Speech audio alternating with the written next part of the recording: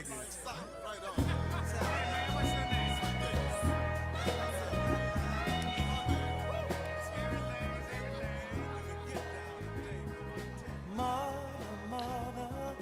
morning and welcome to the Earl Ingram Show. As always, you can join us at 855-752-4842. That's 855-752-4842. You can text us at that same number. Good morning to you, Calvin. How you doing, man? I'm doing pretty good, Earl. A little bit of an icy drive this morning. Yeah, it wasn't ice, was it? Yeah, it was iced by me. Oh, yeah, so they hadn't treated the streets. Well, they had definitely treated them the closer I got to work because it was only really slippery right around my house. Yeah, man. I didn't have any trouble at all coming in, and that's, 94. There's a lot of traffic that is already, by the time I started trekking this way, covered those roads. But anyway, man, be careful. You should definitely be careful wherever you are. It should only hang around a little while. It's going to be 37 degrees, Calvin, so it can't stay too long. Yeah, I think we're supposed to have relatively good weather this weekend, so we should look forward to that. All right. It's Thursday, and it's 8 o'clock, so the renowned, one and only, and somebody I can call a good friend, Dr. Omar, the pharmacist, has joined us. Good morning to you, Dr. Omar. How you doing, my friend? Good morning, Earl. I'm doing great. How are you doing? Well, I started this fast that you are well aware of, along with about 10, 12 other people on last Saturday morning. And Great. I got up and eager beaver, and I just wanted to get at it. And I remember getting up early and cracking open my kit and just taking the powder, whatever that is, and taking the supplements, and I was like, okay, so let's see what happens with this. And in my mind, all I'm thinking is, I can't eat for 2 days. I can't Okay. remember the last time that I just never ate for Dr. Omar, whole days, 2 days. So you're not eating regular food, you're just taking the powder and the supplements and drinking water. So it's Yes. kind of 2 full days, and years are passing by, and you just don't remember when this ever happened before, right? No, and I'm thinking, am I going to be able to make 2 days? Because in my life that I can remember, I've never gone 2 full days without eating. And here I am, 70 years old. That's really kind of tragic because you don't know, and until I met you, I had no concept at all of the damage that I was doing to myself in that situation. And now here we are. Tomorrow is the 7th day. Wonderful. And I'm still here, Dr. Omar. I didn't disappear. I didn't die from starvation. That's great. That's great. I'm very happy for that. And the health benefits will keep coming. Your blood pressure will be improved. Your lipid profile will be better because this week you have been eating healthy meals. And I think you're going to continue eating from the healthy, detox-friendly foods that you have been eating those 5 days, right? Yeah, ground turkey Ground turkey. was not something that I would have ever chosen.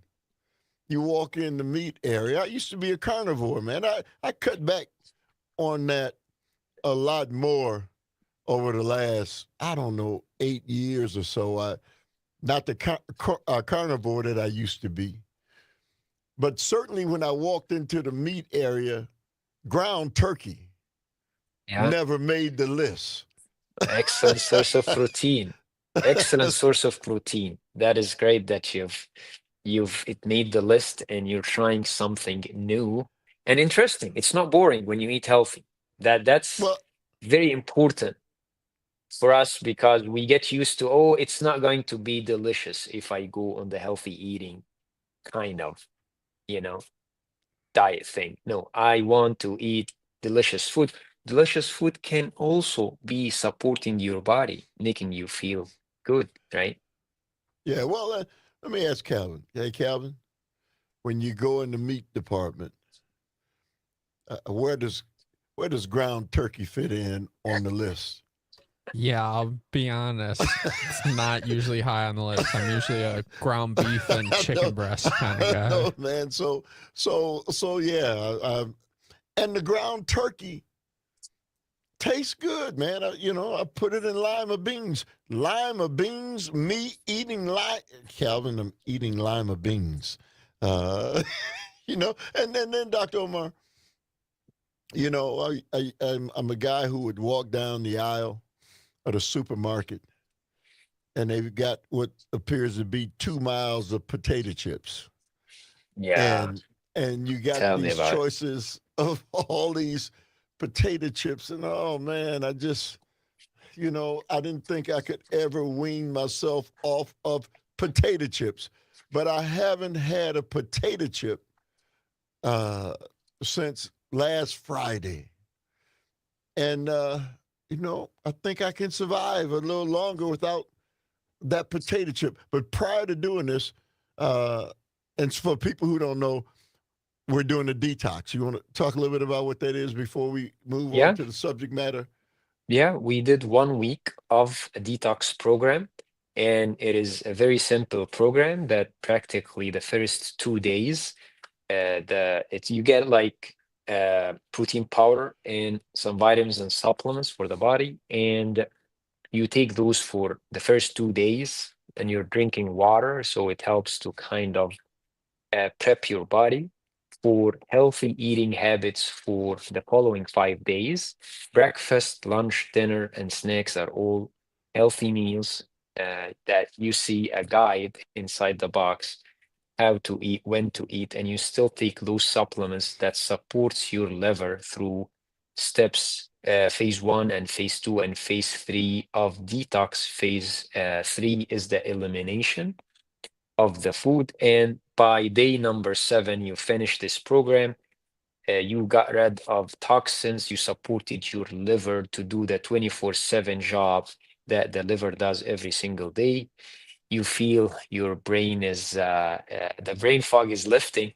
You feel if you're preparing for weight loss, you will lose some weight, but you're prepping your body to go into the weight loss program that you're preparing for, and you have kind of a mental plan that I want to keep eating healthy. I'm going to stay away from those potato chips that are highly processed with large amount of unhealthy fats, bad, like a lot of sodium and very little nutritious value. I can survive that. And the nice thing is also the guide inside the box contain a lot of, I would say, recipes and grocery lists. It just opens your mind to a different level of healthy, interesting eating.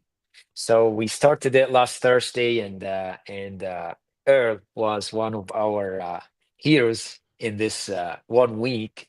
And tomorrow is day number 7, and we plan to always do it at Utopia every year, January or February. And it's recommended to do it for adults every 6 months. Health benefits are wonderful, and it is just a different way of living and eating and kind of taking a break from all of the toxins that invade our body from all of the environment, the foods, the cosmetics, household products, all of that And stuff. to be honest with you, the organic food was not that big a difference in the price. There was this misconception that organic vegetables and fruits were a lot more expensive than the others, but they're not. And so I had I put myself in a situation where now I've got my organic food in the refrigerator, and the other food is in the refrigerator, and you know, cheese. I'm a guy who loves cheese.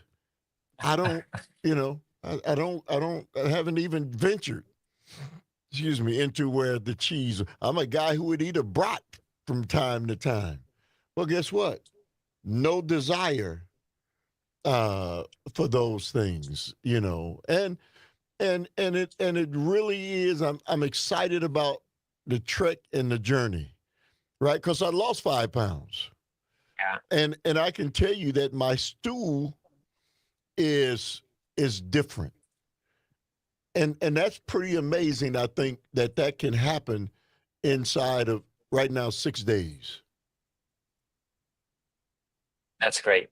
I'm really happy that you're mentioning the results that you're starting to see even before finishing the detox program, because today we're going to talk about food, we're going to talk about supplements, and I want to start by telling about a study that just came out in February 2025 that looked at health benefits of omega-3 fatty acids.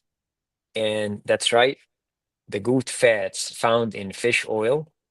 They found in this research published that over 700 adults aged 70 and older, and get this, they found that a daily dose of just 1 gram of omega-3s could actually slow down the biological aging process by 3 months over the course of 3 years.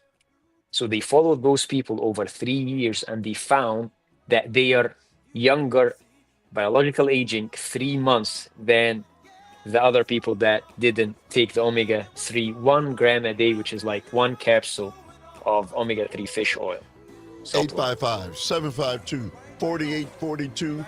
You're officially in the pharmacy with Dr. Omar, the pharmacist, on the Earl Ingram Show.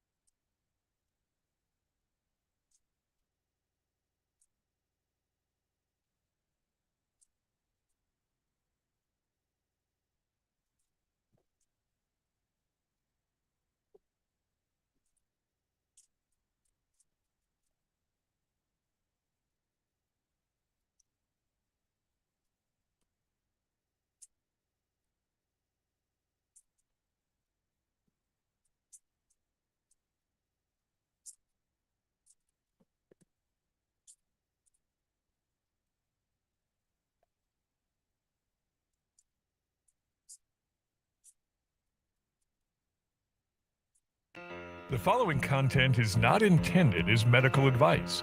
Always consult your own physician, pharmacist, or healthcare professional for your own healthcare concerns. Bringing you a passion for health and wellness. Dr. Omar Uliwa is here to answer your pharmaceutical questions. Now, let's go in the pharmacy with Earl Ingram and Dr. Omar. Doctor, my eyes have seen the years and the slow parade of fears without crying. Now I want to understand. I have done all that I could to see the evil and the good without hiding. You must help me if you can. Doctor, my eyes tell me what is wrong. Was I unwise to leave them open for so long?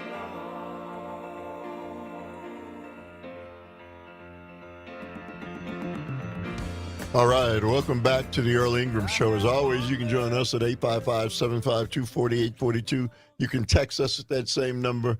My good friend, the one and only Dr. Omar, the pharmacist, is on, as always, on Thursday morning. Before we go to our subject, Dr. Omar, another one of our colleagues who is also fasting along with us, Mary from Tulsa, is on the line. Hey, good morning, Mary. How you feeling? Good morning, Earl. It sounds like you might be joining your wife in the world of broccoli. Yeah, Congratulations. yeah. My wife will eat broccoli for breakfast. So anyway. Oh, that's great. Yeah, so I'm not in the working world, so I was able to start on Friday, and so I'm on day 7 now, so I was a day ahead of you. I felt the same as you in not eating for 2 days because meals are a real upper in my day, and the first meal on day 3, oh, did it ever look Yeah. good. So, yeah. So my question is, I did lose 3 pounds, which I probably will want to gain back because I was at my lowest where I wanted to be. And I'm just wondering, Dr. Omar, would this have been fat that I lost, lean muscle? Hopefully not. Or would that have been toxins loss? That's an excellent question.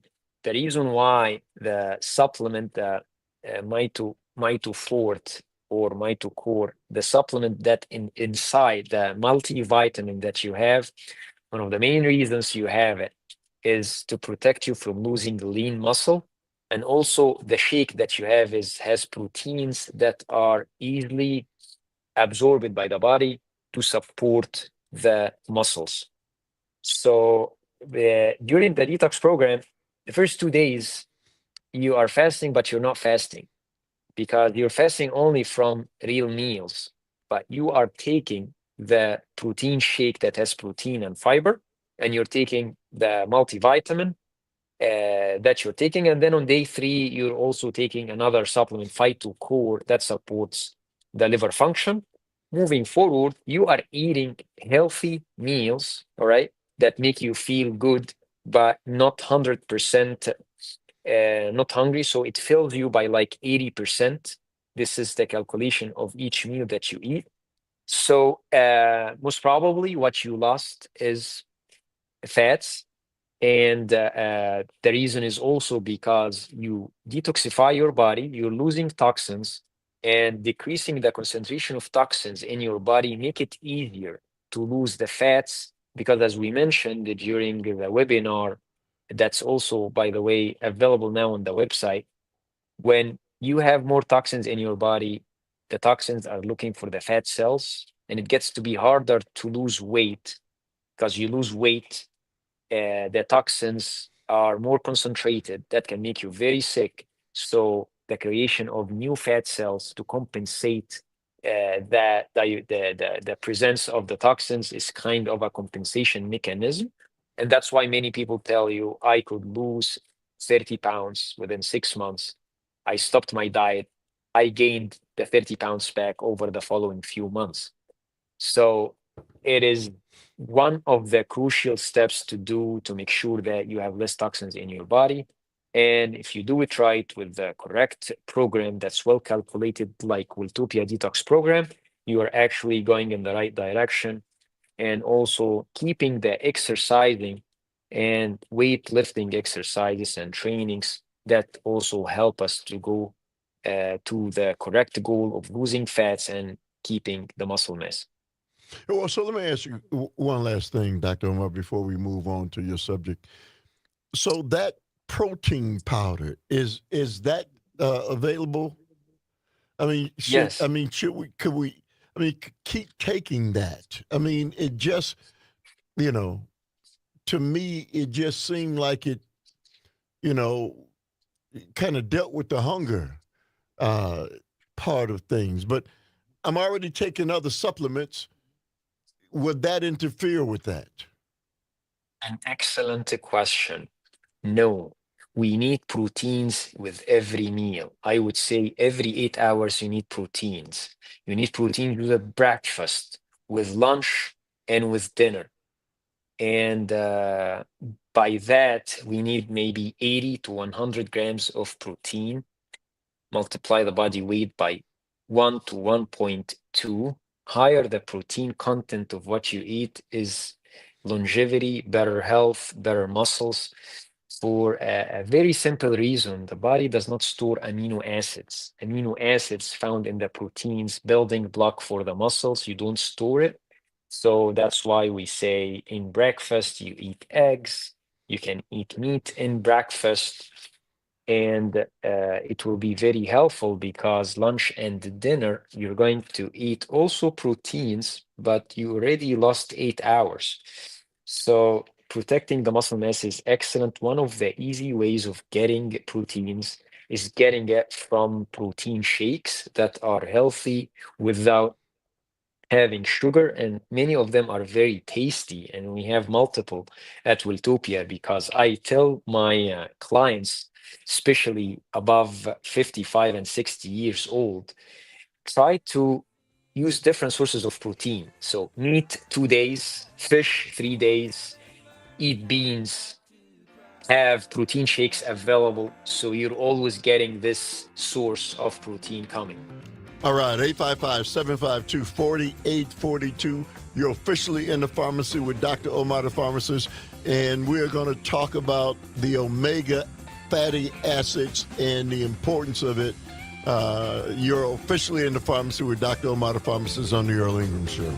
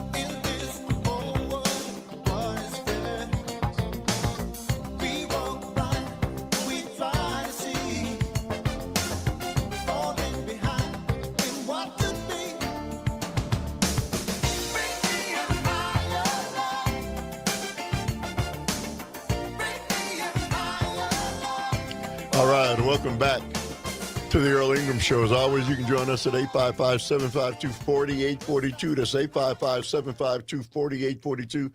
Text us at that same number. You are officially in the pharmacy with Dr. Omar, the pharmacist. Dr. Omar, we got some calls. Let's go to Dave from Milwaukee. Good morning to you, Dave. You say what? Good morning. Thank you, Dr. Omar, for covering this subject. I'm a loyal listener. I listen every week, and you frequently recommend fish oil for omega-3s, and I'm concerned. I've recently learned about the environmental impact of the fish oil supplement industry on the marine food chains. They're actually harvesting so many fish for omega-3 supplements that it is disrupting the food chains in the oceans. Now, we know that fish do not make omega-3s. They get their omega-3s from algae. And now many supplement manufacturers, they're easy to find, they are farming algae and extracting omega 3s directly and putting them into supplements. Is there a reason why you do not recommend algae-derived omega-3 supplements over fish-derived supplements? Hey, Dave, always great questions. That's Dr. Omar? a great question. I was just looking at some data about algae, and there are several companies now, especially in Australia, trying to get directly the omega-3 from algae. And the challenge is that you need to take from what's currently available from algae, you need to take much higher number of capsules to get the omega-3 from the algae. But we use it especially with patients and customers who are vegan. But I'm also concerned with what you're mentioning, because every time I listen to a professional grade supplement manufacturer talking about omega-3, they are always proud about how they can link the bottle that you have in your hand with the fishing boat that was used in order to harvest or to do the fishing from the deep waters. So yes, it is a concern, and I think in 2025, 2026, there is going to be more companies and more availability of the algal products of omega-3, and it is something that we have to always consider. But thank you for this contribution. I will look more into the companies that are currently available that can get us higher concentration of omega-3 in their algal products. And I agree with you, there must be better ways of getting omega-3s to protect the fish in the ocean. All right, let's go to Brian from Milwaukee. Good morning to you, Brian. Thank you very much. You have a question or comment for Dr. Omar? Yeah, thanks for taking my call. I do have a few serious health conditions, two of them being chronic kidney disease, and now because of the kidney disease, heart disease. And I'm on a variety of medications, one of them being prednisone. And I've been listening this morning about how you guys are on diets and everything like that. I'm on the DASH diet, dietary approach to stop hypertension, and I'm also fasting, and in the form of restricting my calorie intake to about 1,500 calories a day. But one of the things I noticed is that I'm not losing weight, even though I'm still working out in that. Is there anything else with being on that wonderful prednisone that I can do to try losing weight? A challenge is you have to take prednisone every day, and that kind of can be problematic with weight loss. Having kidney disease, of course, puts you in a position of eating healthier food, Exercising doesn't help by nature to lose weight. It will help to build muscle, but not lose weight. But I have some recommendations for you. Maybe we can talk after the episode just to see the full list of medications that you take, and we can help work with you and your doctor to design a diet and give you some recommendations that will help you with weight loss. Dr. Omar, what is the number that people can get in touch with you at?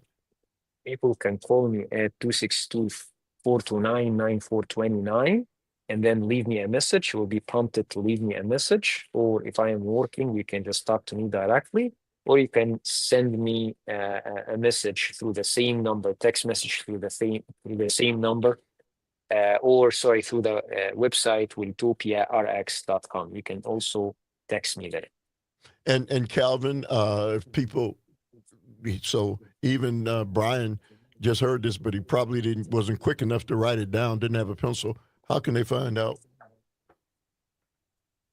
Yeah, you can always watch a replay or rewind on the live stream at Civic Media's YouTube channel, or you can find the podcast at civicmedia.us/shows. All right. So Dr. Omar, you talked about the omega fat and the research that has been done. So there, if you go, it's just like I talked about the potato chip aisle. there's an omega aisle where you go and there's hundreds of omega fats, that are available on the market. How do you know what's what? So the challenge is to get the correct form of omega-3, because we're not talking about a medication. Actually, it's used in medications like Vasipa and Lovasa. The challenge that we're having is we have to get very high quality omega-3 with the shortest time of period from the time of fishing it from the sea or the ocean and having it in the bottle. And that time can go up to 3 years for the time that you get it. By the time that you take the omega-3, it's going to be rancid and oxidized and can cause harm and not help you. And that's why I tell people, when you go for the buy one, get one for the omega-3, this doesn't work. If you see the bottle smelling like rotten fish, cause you burping, that's not the omega-3 we are talking about. That's important for your health. So going back a little bit, there is more than 40,000 scientific studies about conducted on omega-3. The health benefits are unquestionable when it comes to heart health, brain health, inflammation control, cellular integrity, protection from chronic disease. Very important also to get DHA for pregnant women. So if you know someone who's pregnant, please ask her if she takes omega-3 DHA. We're not talking about taking canned sardines because they are high in mercury, but also pregnant women need to be taking omega-3 fish oil. So how to take the right supplement of omega-3? That's when you have to go to a professional grade supplement recommended by a doctor or a pharmacist. Buy it from Welltopia. That's going to be very helpful. Buy it from a reputable sources. Even Costco has some good omega-3, but just you have to know the brand that you get. As I tell you, Earl, every time that I go to see a presentation about omega-3 from the companies I am dealing with, the first slide is always about a fishing boat. And they say this fishing boat has a stamp on the boat that has a number, and this number is linked to a number, a serial number that's on the bottle. So they can track the whole supply chain to make sure for several things: purity of the product, the integrity of the omega-3 you're getting, and the length of time from the time that they harvest, they fish the fish, to get it out from the water, and they put it in the bottle. And these brands, you're not going to have burping, you're not going to have acid reflux, you're not going to have bad smell of the fish. Actually, one of the omega-3s at Welltopia called Well Pure Omega, if you pop the capsule, you're going to taste like lemon taste Skittles in your mouth. It's like fresh and it's zesty. So you have to get a good brand so you get the results that we're talking about. The study that I was mentioning, the very recent study, if we say if you gain 3 extra biological months every 3 years, then this means over 12 years you gain 1 extra year of healthy living. So omega-3 is very important. And eating the fish 3 times a week, like sardines, like wild caught salmon, that is not easy for most of us. And that's why I say take 1 to 2 grams a day. All right. And it's good to take a combination of EPA and DHA, not just one of them. All right. Omega-3s have been proven and used in medications. We have Vasipa, is a very important drug that's still brand name that contain EPA in it, which is a form, it's called eicosapentaenoic acid, which is a form of the omega-3. And the challenge of omega-3, Earl, is that you cannot make it in your body. You have to get it either from fish, algae, and from the supplements. And I think 2025, 2026, we will have more products about high concentration of omega-3 from the algae. But for the time being, getting a good amount of EPA and DHA from supplements is going to be important. Some brands, compared apple to apples, they are going to be better than the others. But honestly, the range of pricing can go up from $30 or 30 plus for a month supply, about $58, $60 for 2 month supply. That's kind of the range of pricing we are talking about. And unfortunately, we cannot get the same results from the sheep omega-3 supplements. And they are kind of very helpful for cardiovascular health. To give you an example, there is a very important marker for cardiovascular health called CRP, C-reactive protein. If someone is seeing this number high on the charts, ask your doctor if you can take omega-3 fish oil because it helps to lower this number. For brain health, Earl, more than 70% of your brain is fats. Supporting it with healthy fats is going to help with memory, is going to help with focus, concentration. Studies have shown that children with ADHD that take omega-3 daily, they get to have better focus and concentration. My patients who have ADHD, I always recommend it to them, pair the medication with omega-3 fish oil, so you have more than one tool to help the disease state. So many benefits, my So, friend. Dr. Omar, so when my wife calls me fathead, I can say that now. And I'm taking my omega-3. And 70% of the brain is fat. Yeah. I learned so much from you every time you're on these airways. 855-752-4842. You're officially in the pharmacy with Dr. Omar, the pharmacist. Guys, we won't let you go. Hang on the lines. 855-752-4842. You're officially in the pharmacy with Dr. Omar, the pharmacist.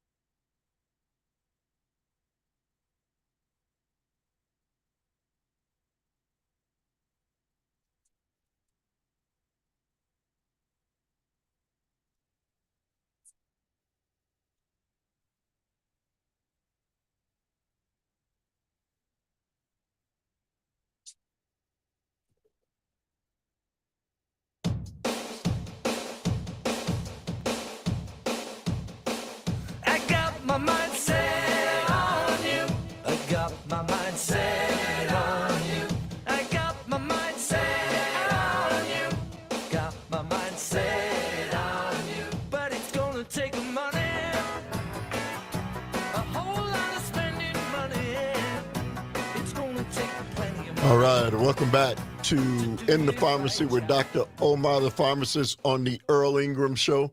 As always, you can join us at 855-752-4842. Let's go back to the phone lines. Ann from Chippewa Falls. Thank you, Ann. You say what? Hello, Dr. Omar. I have a couple questions. Have you heard of Fatty 15? Fatty 15. Can you tell me a little bit about it? Yes, it's C15. It's a fatty acid supplement, and it's supposed to replenish and strengthen your cells. And it has something about the dolphins. If you haven't heard of it, I would say look it up, Fatty 15, because I see. they say this is better than omega-3. I am looking it up now while you're talking, and I see that the company claims that Fatty 15 has 3 times more cellular benefits than omega-3s with some potential studies. I can look more into it. It would be very interesting if what they say is true, and just diversifying the sources of omega-3 is what I found is always the best way to go about it, because some people at the time were saying that krill oil is much better absorbed than regular omega-3, but then the studies didn't prove that they have higher benefit, but they were more expensive. But anyway, like, I am not against trying something new, looking at the studies, but always diversifying the source of high quality omega-3. But I will look into it for sure. And if we find it good, I'm going to talk about it on the show. Thank you for talking about it. Hey, Ann, thank you very much for the call, as always. Dave, go ahead, sir.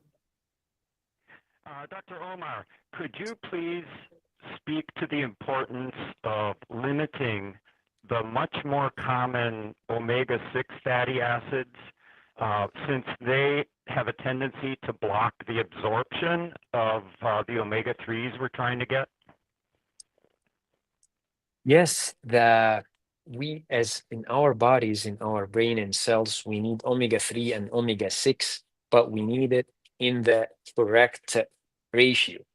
And the challenge is that eating highly processed food and fried food makes the omega-6 increase in what we eat. That increases inflammation, causes heart disease, and makes the problem worse. So you can see omega-6 in the vegetable oil and all cooking oil that we're using, and that's the challenge of it. Limiting it is always going to be for the health benefits of the heart and the brain. And that's why I'm always recommending to use avocado oil and, of course, the mighty extra virgin olive oil. And I tell my patients who do not want to take a form of omega-3, I tell them to take extra virgin olive oil, 3 tablespoons a day, for cardiovascular risk and also for the triglycerides. Well, it does not compensate the importance of omega-3, but it's a way down the road. But I agree with you. There is a challenge that we have omega-6 in our food. And if you see omega-6 being marketed as a supplement, I would highly recommend that you stick just with the omega-3, because that's what's lacking in the what we eat and drink. I have a very important topic to talk about, since I am a pharmacist, which is the drug interaction of omega-3 and certain medications, which is the anticoagulants like warfarin and aspirin and other medications that increase blood thinning effects. Because if you take smaller dose of omega-3, which is 1 gram a day, all right, from high quality omega-3, that should be okay. No major concerns. Actually, there is a clinical study that was done. It's called NEJM, N-E-J-M. Look it up. 2014 study that showed that doses above 3 grams per day increased bleeding time, but did not significantly raise major bleeding events. So if you are taking a blood thinner and you want to take omega-3 fish oil, it is okay, but take a lower dose.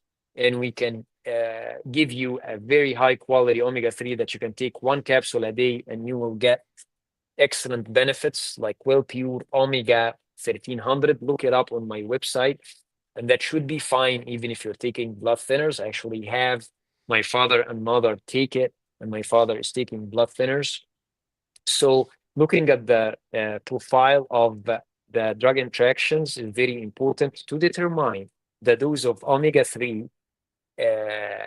And it is such a very hot topic, and it will stay as a hot topic, Earl, because it's also a medication. People are prescribed Luvasa and Vasipa all the time, and these are medications that support the omega-3 profile in the system, and that helps to decrease CRP, improve cardiovascular health, and it is it's not just a trend. So great topic for the day. You know, Dr. Omar, it is so much information. It's endless, right? Because you think you're taking the right things, and there's so many variables to all of it that, it's so great to have you on the airways. And people, tell somebody about In the Pharmacy with Dr. Omar, the pharmacist. I talk to people all the time about the impact that it's having in my life, and you can do the same for them. Dr. Omar, we got to run. See you again in a week. Well, I'll see you soon. Awesome. Thank everybody. Up next, Reggie Jackson. He's an award-winning journalist and speaker, researcher, and writer with a deep, comprehensive knowledge of how our country's racial hierarchy developed historically. Next up on the Earl Ingram Show.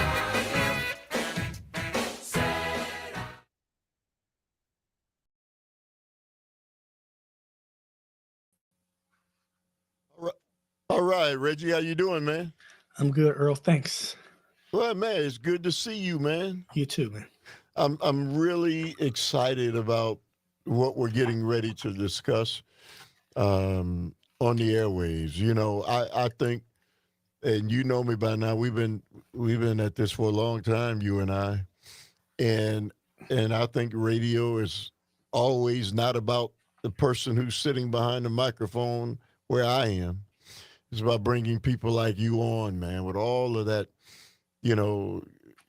information that you've stored and continue to store about, it's Black History Month.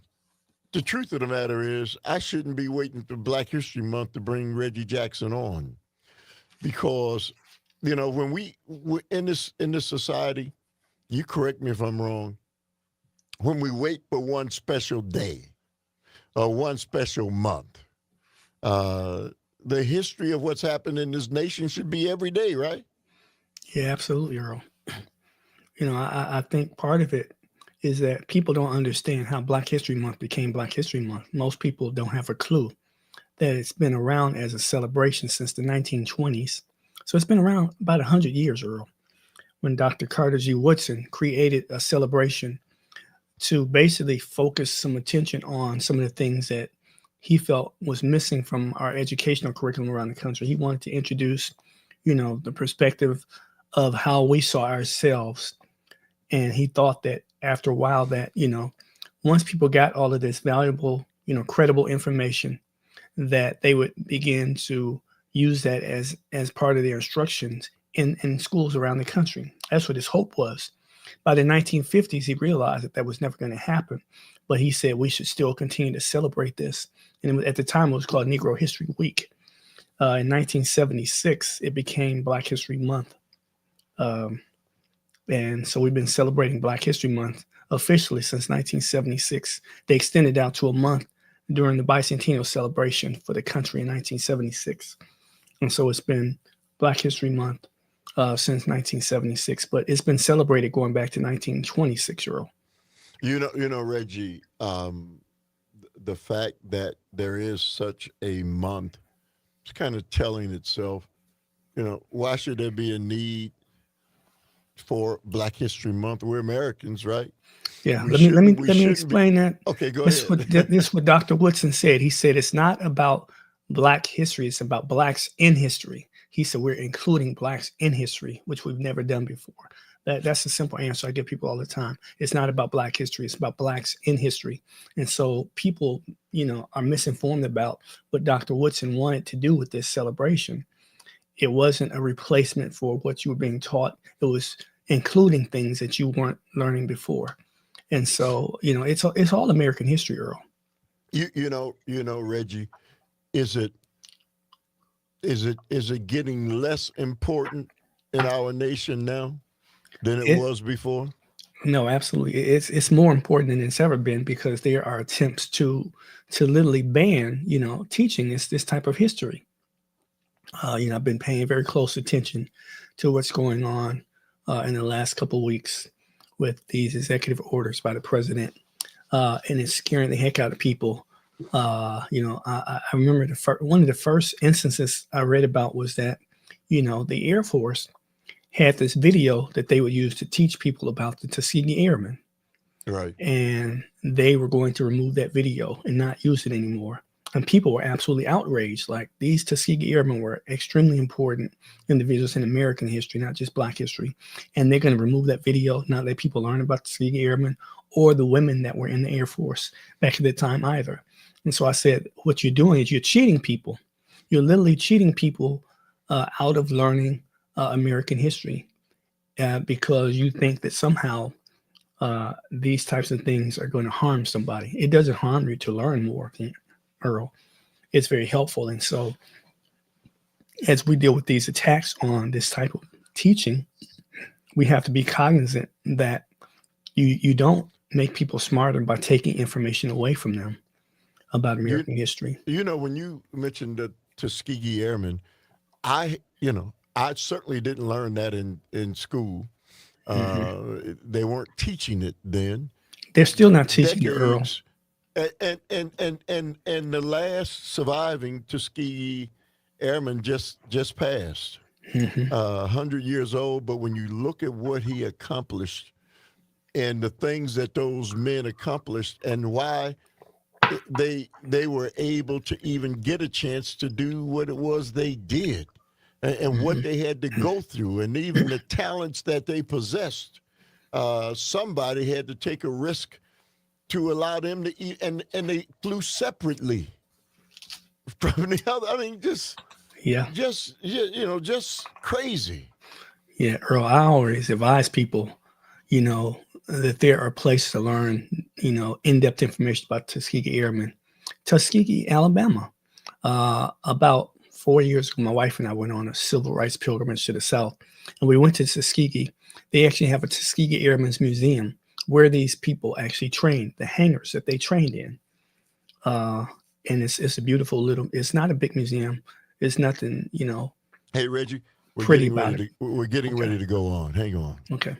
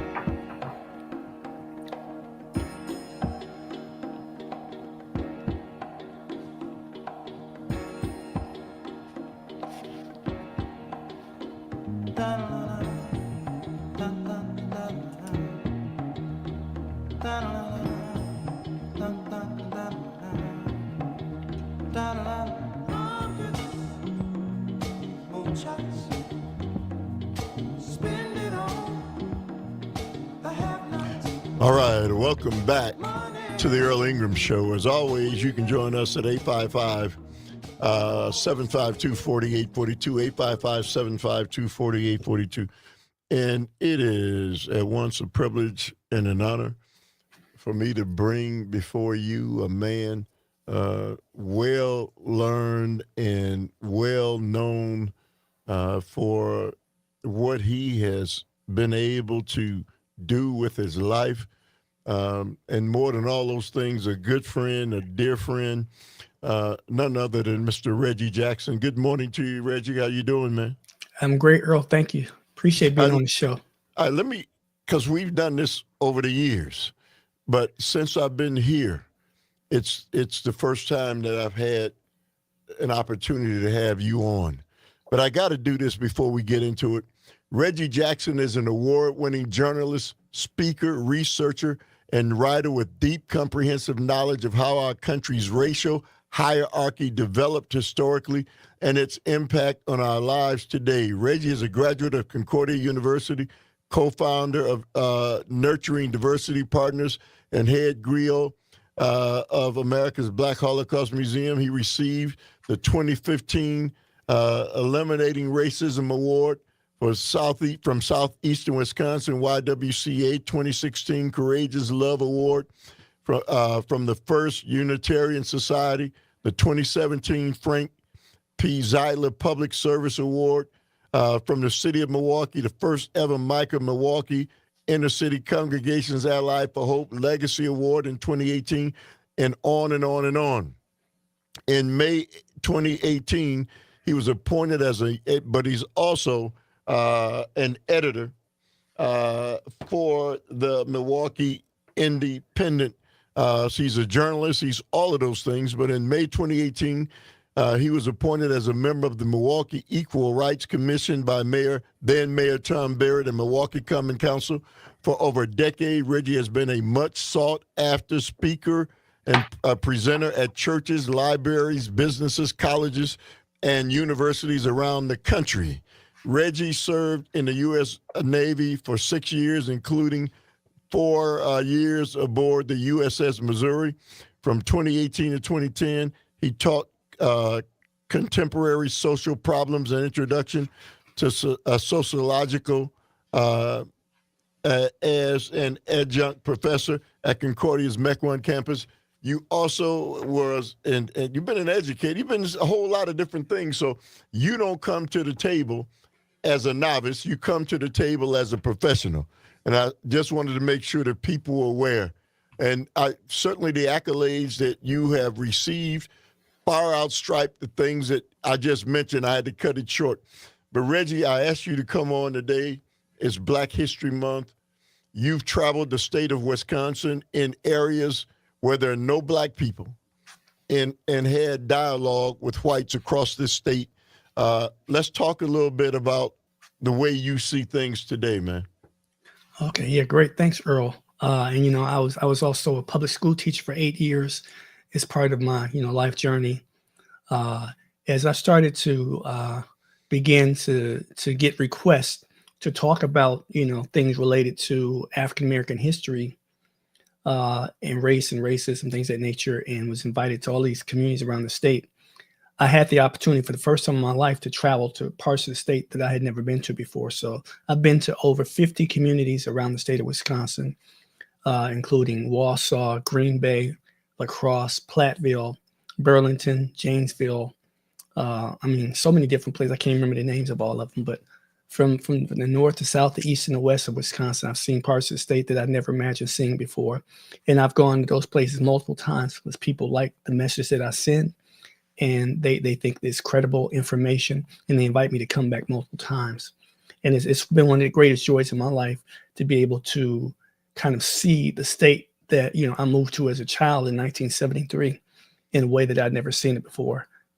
And it's been a great journey, and I've appreciated all of those folks that I work with in all those different communities, engaging in conversations about really important things to them, things that these people don't know much about the African American experience, and so they asked me to come and share some of that with them.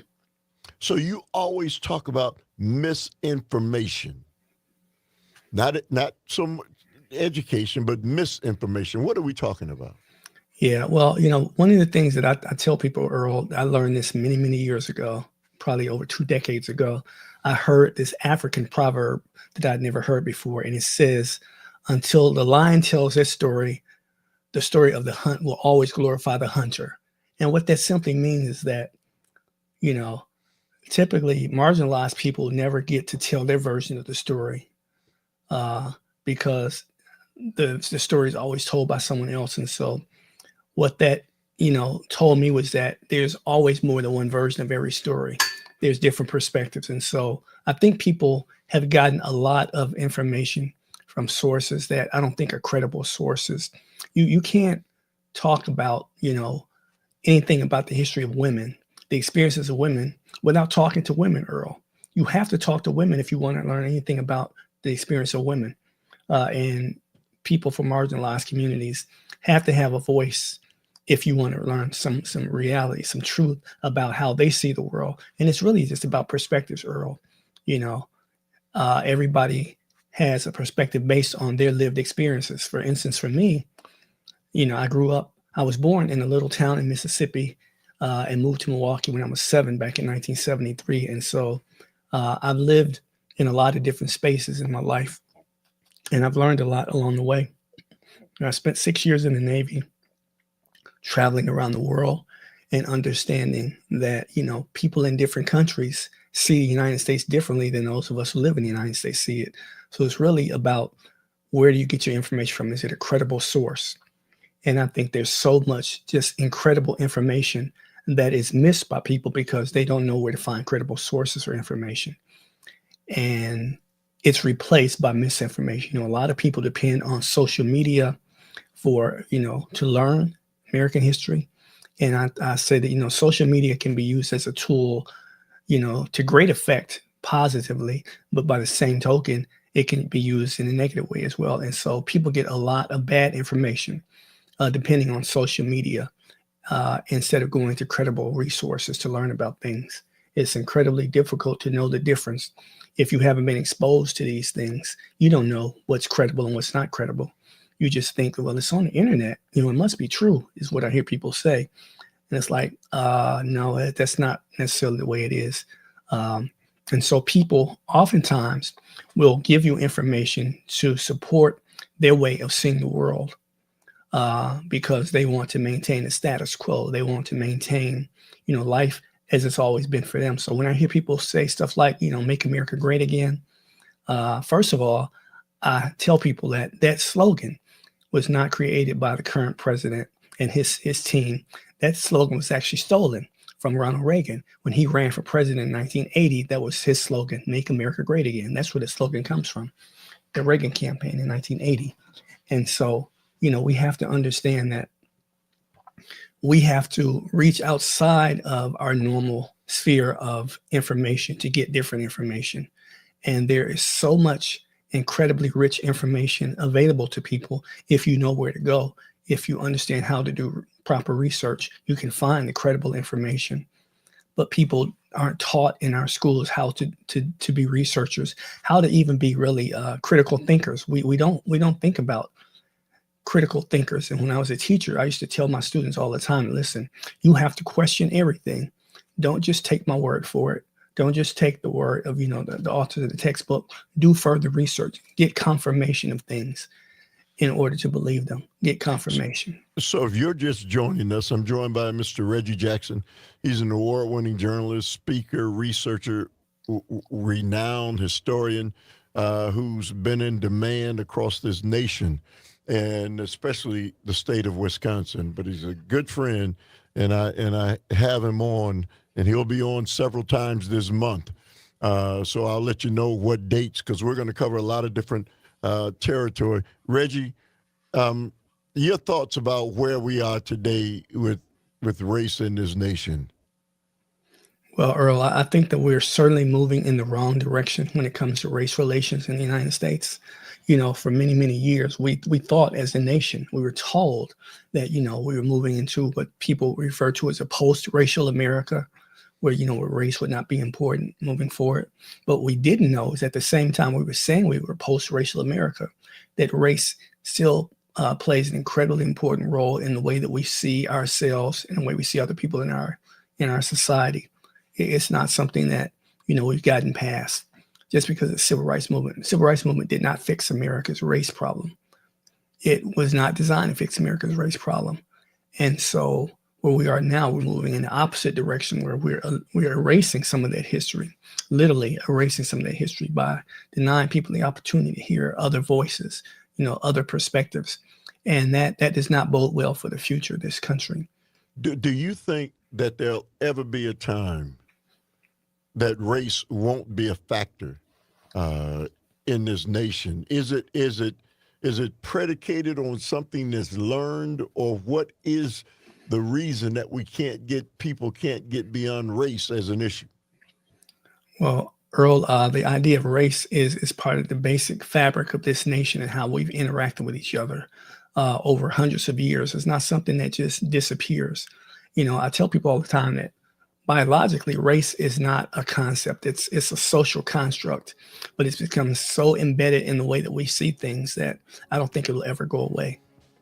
855-752-4842 is the number. I am joined by the one and only Reggie Jackson. Again, a griot, a historian, an educator, a guy who's so well known across this state and across this nation for his eloquence and his knowledge of race and the history of things. 855-752-4842. You're tuned into the Earl Ingram Show. Simply call me sweet where I belong. Ooh.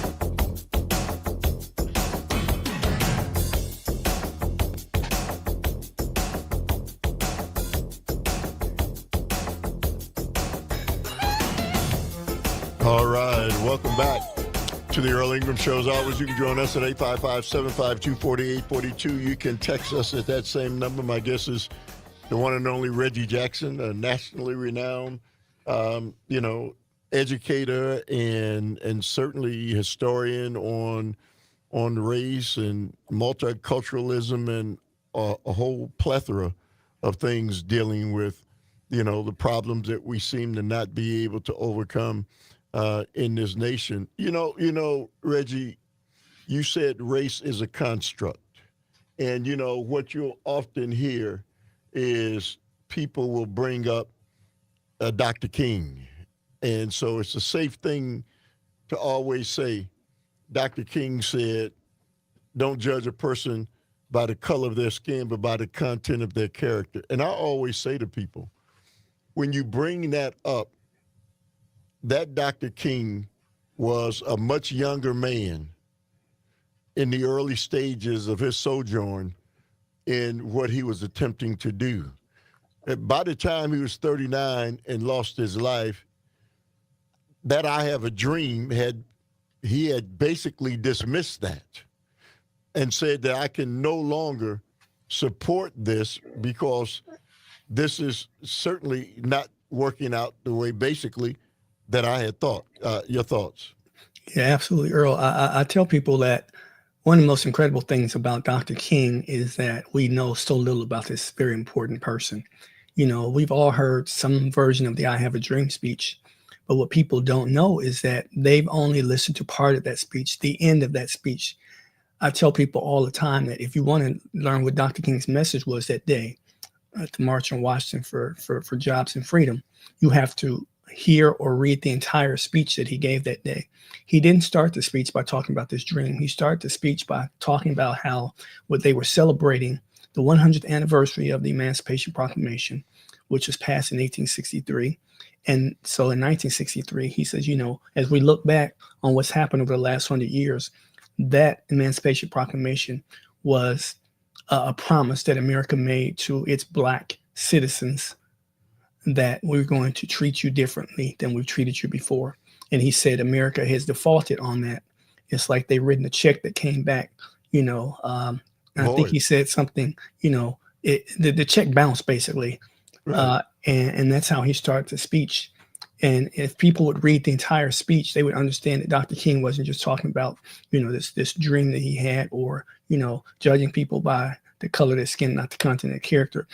And if you think about it, why would somebody even say you have to judge people by the content of their character instead of their skin? Because for most of American history, people had not judged Black people by the content of their character. They judged them simply by the color of their skin. So he was saying, we're much more than what our skin is. And, Reggie, those thoughts are still relevant today. Black people are still being judged by the color of their skin. It doesn't matter, people said, well, we're in a post-racial society once Barack Obama became the president. See, haven't things changed? Your thoughts? Well, the one thing that always changes is change is constant. Change is constantly happening every day. Sometimes change is for the better, sometimes it's for the worse. And I tell people that, people consider us to be post-racial. People came up with that term after Barack Obama was elected in 2008. But I always say that was not an indication that we're post-racial, because if you look at the election results from 2008 and 2012, his two, victories in the presidential race, you'll see that in 2008, that Barack Obama received a total of 42% of the white vote. That was it, Earl, just 42%. So that means that 58% of whites who voted in an election did not want Barack Obama to be president. They voted for John McCain instead. And then when he came back in 2012, running against Mitt Romney, he received an even smaller share of the white vote. It went down to 39% from the 42%. So how can you say that we're post-racial America where 58% and then 61% of whites did not vote for Barack Obama? How can you say that that's an indication that we're post-racial because he won? The math doesn't work for me, Earl. Reggie, and while you're, talking about those things, let me do this. Let me bring Tom from LA in quickly. Good morning to you, Tom. You say what? Yeah, good morning. Can you hear me, Earl? Yes. Okay. Reggie, first off, thank you for what you do. Second, You know, what I have an issue was when I was phone banking for the Democrats, for Kamala Harris, I had all these people saying, well, I got to do my research on this. And I wanted to ask, well, where are you getting your research from? Because that seems to be like this cool thing now to say, I got to do my research, when where they're going to get their research from, the web or whatever it is not a positive thing, and it's not telling them the truth. That's number one. Number two, why is it that the Democratic Party can't get on the offense? Why is it that we're always playing defense? It's like we're playing prevent defense, and all prevent defense does, as we all know in football, is that it prevents you from winning. Well, Tom, thank you very much for the call. But our focus right now is not on Republican Democrats. We're talking about what's happening in this nation racially. And I have to say, many times Democrats aren't any better. There is not a dividing line on the racial outcomes as much in this nation as there should be. Reggie, am I off base? You're absolutely right, Earl. And, I'd just like to say to Tom, thank you for calling in. Appreciate your comments. And I can't speak for the Democratic Party. I always tell people that, listen, they have their own voice. They can speak for themselves. They can answer that question. I'm not going to try to answer that for the Democratic Party. I don't think that Republicans, Democrats, it doesn't matter. If you study the history of both parties over the course of American history, you'll see that they have converged from what they were many, many years ago. The Republican Party of Lincoln is not the Republican Party of today. The Democratic Party today is not what the Democratic Party was back during the days of Abraham Lincoln. All right, 855-752-4842 is the number. We're going to go down a journey, historical journey of where our nation is now, where it's headed. We're not going to get it all in today. We've got Reggie scheduled three more times for this month. So stay tuned. You're tuned into the Earl Ingram Show.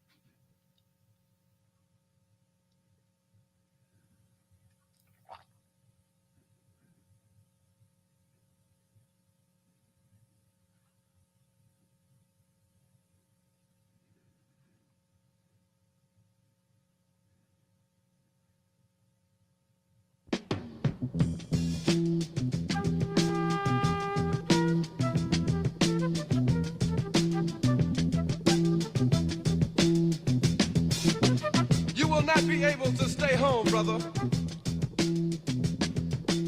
You will not be able to plug in, turn on, and cop out. You will not be able to lose yourself on Skag and skip out for beer during commercials because the revolution will not be televised. The revolution will not be televised. The revolution will not be brought to you by Xerox in 4 parts without commercial interruptions. The revolution will not show you pictures of Nixon blowing a bugle and leading a charge by John Mitchell, General Abrams, and Spyro Agnew to eat hog maws confiscated from a Harlem sanctuary. The revolution will not be televised. The revolution will not be brought to you by the Schaefer Award Theater and will not star Natalie Woods and Steve McQueen or Bull. All right, welcome back to the Earl Ingram Show. As always, you can join us at 855-752-4842, 855-752-4842. Or text us at that same number. It's Reggie Jackson, a good friend and just a man with accolades that don't present me enough time to really cover. But in essence, what he is a well-learned educator who has spent his time and his life evaluating the problems that exist amongst people. Really, Reggie, problems that really are nonsensical. Racism is nonsensical. To judge people solely by the color of their skin is really kind of, insane. So if you judge somebody solely because of the color of their skin, somebody you never knew or you don't know anything about, and this is the way I've always said. So if I'm in need, I'm dying, and somebody could save my life, and that person was a different color than myself, would I say then that no, I don't want you to do anything to help preserve my life because of the color of your skin? It's madness. And it's predicated on what? Ignorance. What is it predicated on, Reggie? Absolutely. It's predicated on ignorance, Earl. I tell people all the time that, all of us are a product of our lived experiences and the lived experiences of all of our family that came before us, right? So for me, when I talk about, American history, I'm talking about the history that I've learned in school. When I first started going to college, I was going to college to be a history teacher in public schools. That was my passion. And so, I took all of these history classes, political science classes, sociology classes in college, and I began to get a different perspective on American history from that. And that was part of my journey of learning. And, anybody that knows me knows that I'm constantly reading. My wife is constantly complaining to me, Earl, that, listen, Reggie, can you buy some new bookshelves instead of buying new books? Because I probably buy a new book every week, at least every week for the last 20 plus years of my life. I've run out of space in my house for them. And so it's a constant journey of learning that we all have to go through. And we're just not enthusiastic about that type of learning. And I tell people that reading is great, but it's not just reading. It's the quality of what you're reading. It's not the quantity that's important. It's the quality. And so a lot of people nowadays, because they've been living in this digital age where there's access to information on the internet, they've gotten away from reading books. People don't read books the way they used to. I can remember, a bookstore in Milwaukee that I used to buy a lot of books from, the Reader's Choice bookstore on Martin Luther King Drive, and how they struggled to compete against, Barnes and Noble online store and then Amazon. And they eventually went out of business because they just couldn't compete. People were not coming there and buying physical books anymore. And so that was a very sad moment in my life for me when that bookstore went out of business, because they had books that you couldn't find in other places. And I realized that a lot of people have gotten away. They shied away from reading books. And Reggie, everything you want to know about this life is written in a book. I don't care what it is. That doesn't disappear because technology has come in and changed things. The books still provide a written history There's always been people before us. And so when we say we want to take away, I was really taken aback. I went into one of Milwaukee Public Schools high schools recently, and I looked at the library, Reggie, and the books were gone. And I'm like, what happened to the books, man? Why are they taking away the books, Reggie? I know there's been this push from people, especially on the right, to take away the truth of history, but you can't wipe away the truth. Go ahead, Reggie. Yeah, I've said for many years, Earl, that you can't erase history. Everything that's ever happened in our society has been documented by somebody at some point. And as I've gone through this journey of learning myself, and it's a constant, never-ending journey of learning, there's always more to learn, Earl. My favorite place as a little boy were the library, right? I can remember as a little boy, I started reading at an early age, and I developed a love of reading at a very young age, but a love of reading books. My favorite books when I was in elementary school, first and second grade, were the Curious George books. And so I love the character Curious George because he was constantly asking questions, constantly learning about new things. And I became kind of a version of Curious George. And that's still embedded in my head today. I want to learn more. And you can't do it without books, Earl. The internet is wonderful, but anybody can put anything on the internet. Doesn't mean that it's credible information just because it's on the internet. I'm not saying that everything out there is not accurate, but there's a lot of inaccurate information on the internet that people read, and they think that, oh, this is true, without going and looking deeper, looking for other sources to provide evidence of the things that they've learned. You always have to look deeper.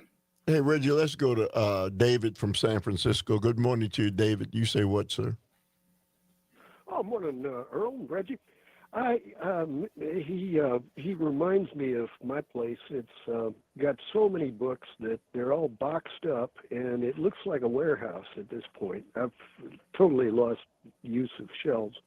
The one thing I was going to raise, I think I've mentioned on your show before, Earl, that part of what Trump is up to is he wants to take the money of America.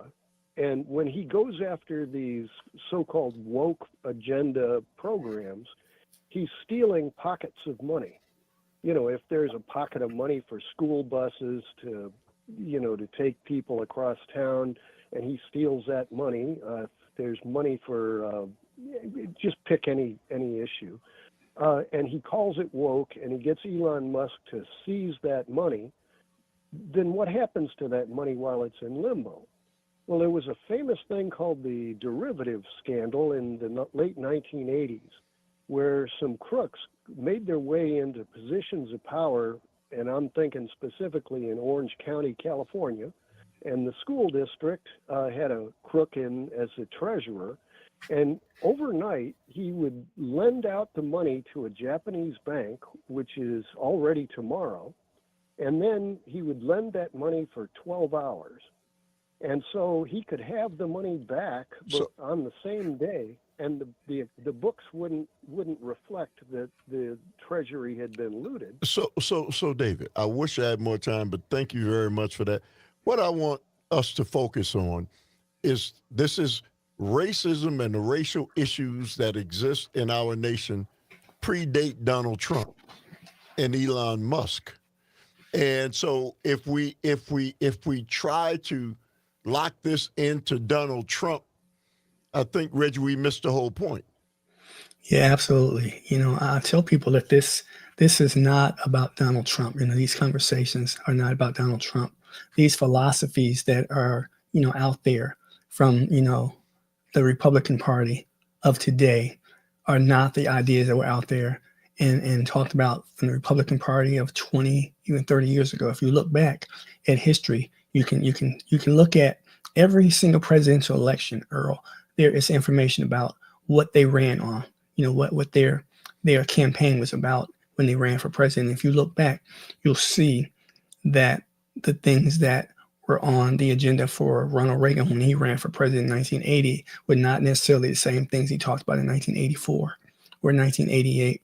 It's constantly changing, and people have to take the time to go and look at these things and understand that these things that we're talking about predate, Donald Trump or MAGA or all of these things. This attack on these issues is an ongoing, long-term attack, which started many, many years ago. And a lot of the things that you're hearing today, if you go back 60, 70 years ago, you hear the same types of things, even 100 years ago. If you look at conversations about immigration that we're having today, the same conversations were being had 100 years ago in this country, Earl. Immigration was, a boogeyman back in the 1920s. In fact, we passed the strictest immigration law in U.S. history back in the 1920s. We passed a National Quota Act, which put a limit on who could legally immigrate to this country based on where they were coming from. And it ended up being something that had a tremendously negative impact on who America became. We stopped people from coming from, wide swaths of the globe. But the main people that those people were trying to keep out of the country at that time, Earl, were people from Southern and Eastern Europe. They weren't trying to keep, people from Asia out as much as they were trying to keep these specific white people out because they considered them to be, inferior white people. They weren't as good as the ones from Northern and Western Europe. And so these challenges are long-term challenges, Earl. So Reggie, I'm sorry, go ahead. Yeah, if we try to condense it down to the now, then you ignore all of this history that's behind these things, how these philosophies develop.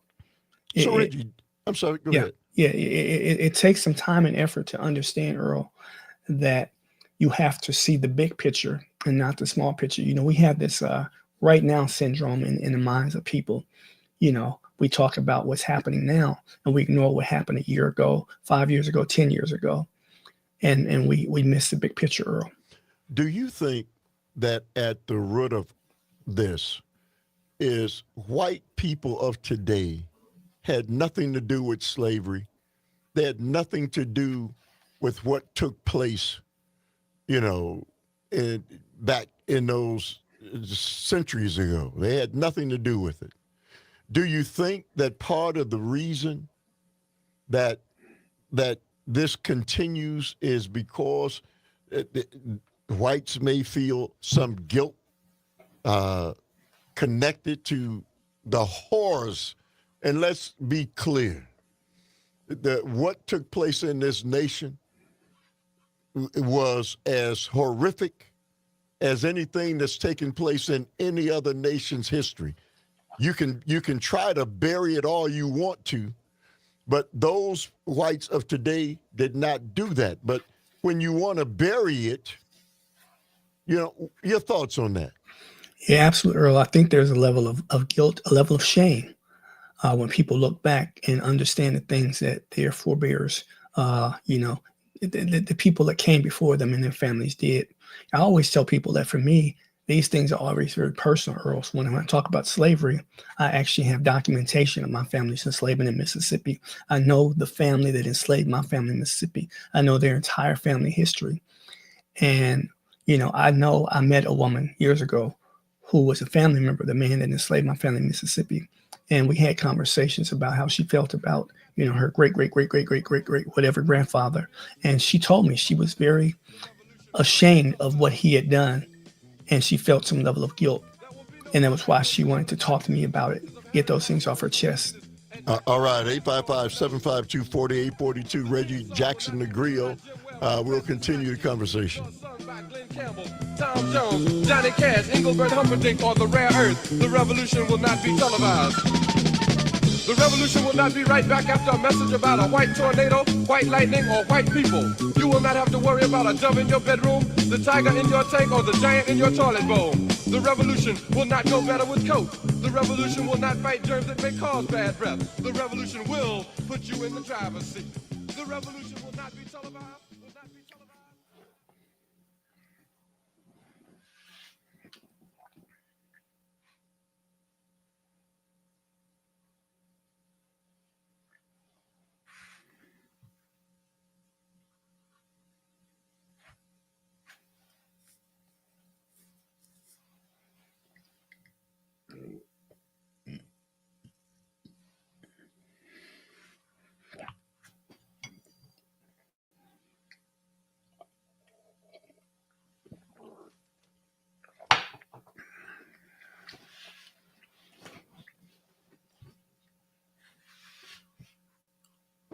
Oh, no, that's good. That's good. Yeah. Ready? Coming up on the next show, we'll talk with Sandy Williams about Donald Trump's disgusting comments regarding Gaza and continue our discussion on MAGA takeover of the federal government. All right.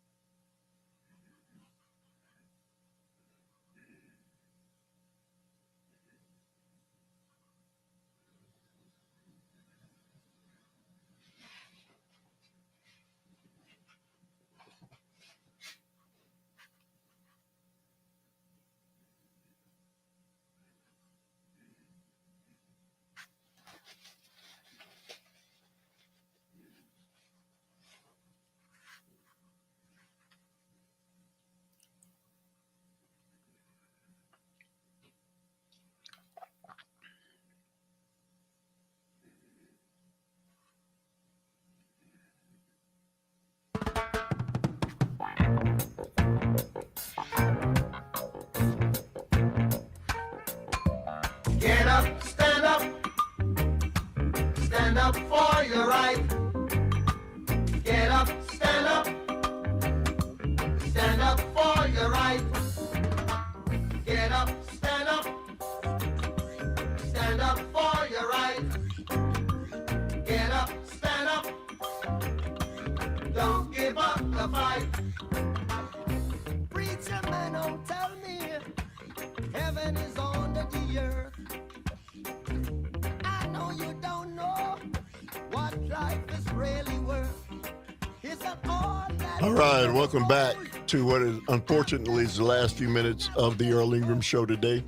My guest is the incomparable Reggie Jackson, historian, educator, and his accolades are far too many for me to, spend any more time on it. I want to go directly to the phone lines. I want to go to John from West Dallas. Good morning to you, John. You say what?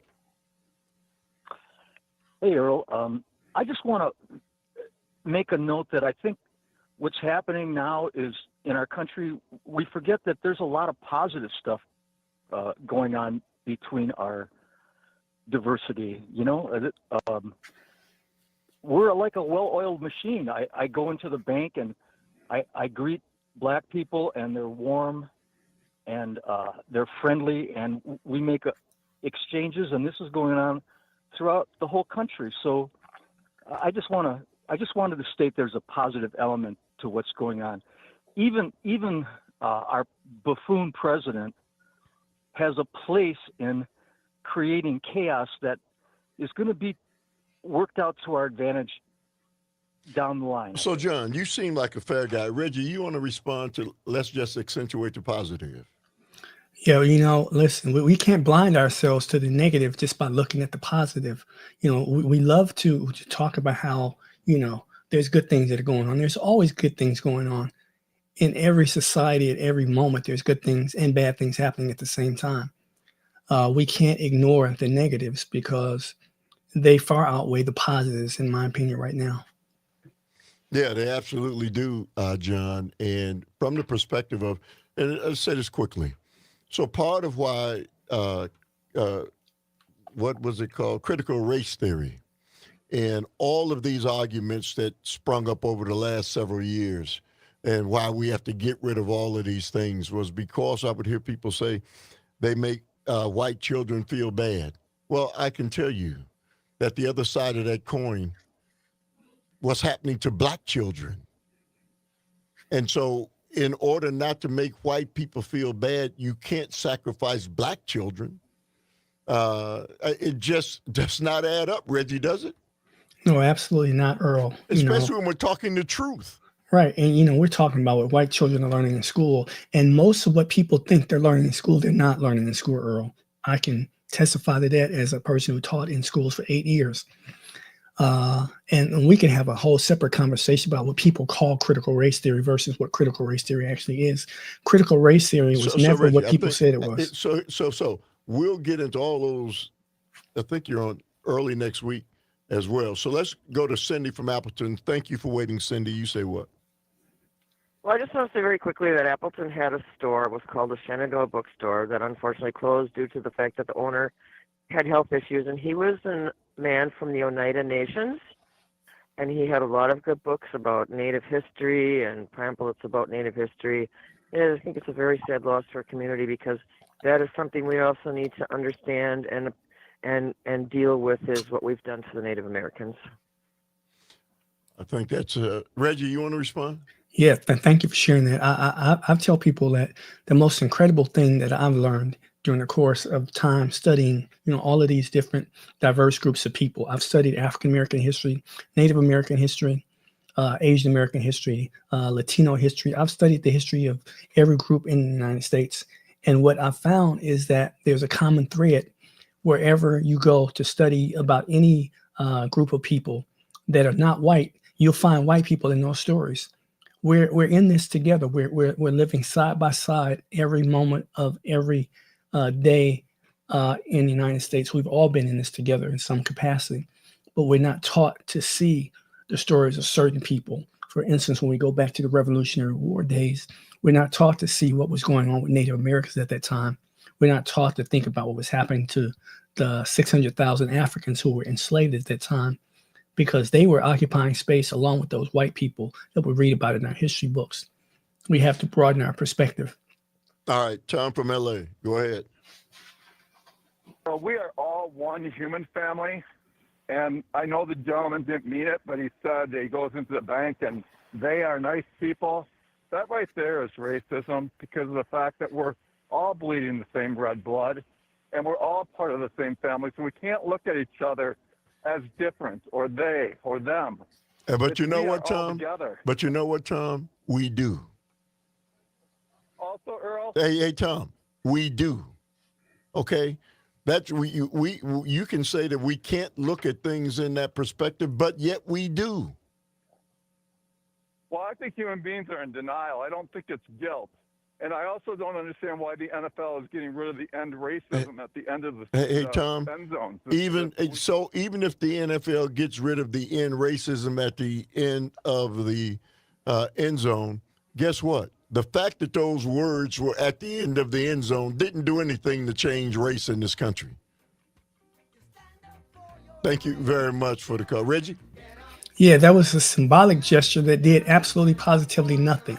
It didn't change anything at all in American society, seeing those words in the end zone when you watch a football game.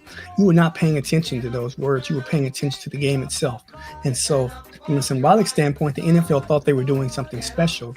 And now they're capitulating to the current state of affairs and taking those words out of the end zone as if that's going to mean something. It's sending a very clear message. Reggie, thank you, man. Just too short a time. I'll see you again next week. Thank everybody who made the show go. Thank you, Calvin. Up next, Jane Matnair, Greg Bach, Matnair on air. You've been tuned into the Earl Ingram Show. We gonna stand up for our rights, yeah. So you better get up, stand up, give it up, stand up for your rights, stand up right now. Get up, stand up, don't give up the fight. Don't give it up, don't give it up. Get up, stand up, stand up for